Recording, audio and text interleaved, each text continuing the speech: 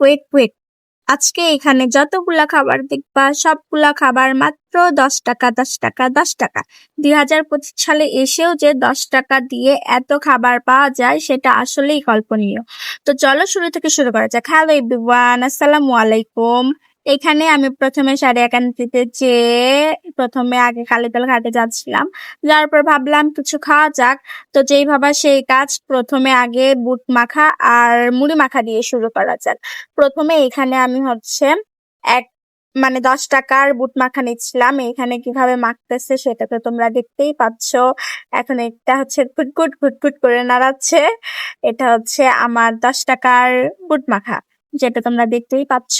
তিনি সবকিছু দিয়ে বুটটা ভালোভাবে মাখাই দিচ্ছে আমাকে, আর খেতেও বেশ মজা ছিল। উপর দিয়ে শসা থাকলে আর কি লাগে। এইটা আমার 10 টাকার মুড়ি মাখা, এটা আমার 10 টাকার বুট মাখা।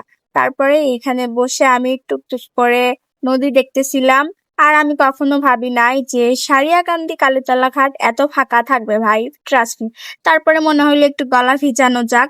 গলা ভিজানোর জন্য কি খাবো, পরে ভাবলাম 10 টাকা দামের শরবত খাই।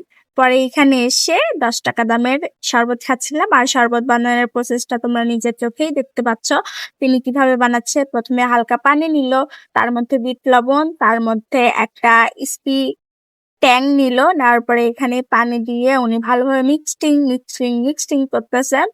মিক্সড করে 2 গ্লাসে সমানভাবে পড়ছে নাকি দেখলো। দেখার পরে ফিল্টার থেকে এখানে ঠান্ডা পানি নিচ্ছে। 1 গ্লাস ঠান্ডা পানি উনি নিল, নেওয়ার পরে এটা এখন একটা গ্লাস দিয়ে ভালোভাবে ঝাঁকি করবে। দেখতেই পাচ্ছ কিভাবে ঝাঁকাচ্ছে। ঝাঁকানোর পরে হয়ে গেল 1 গ্লাস চু। আমি এটা চাইছিলাম না, তারপরে ওইটা আমি খাইছি, ভালোই লাগছে। পরে মনে হইলো শেষ বেলা যখন চলে আসবে তখন মনে হইলো একটা আইসক্রিম খাই। আর একটা এই 10 টাকা দামের কোন আইসক্রিম, যেটা ছোটবেলা থেকেই খেয়ে আসছি।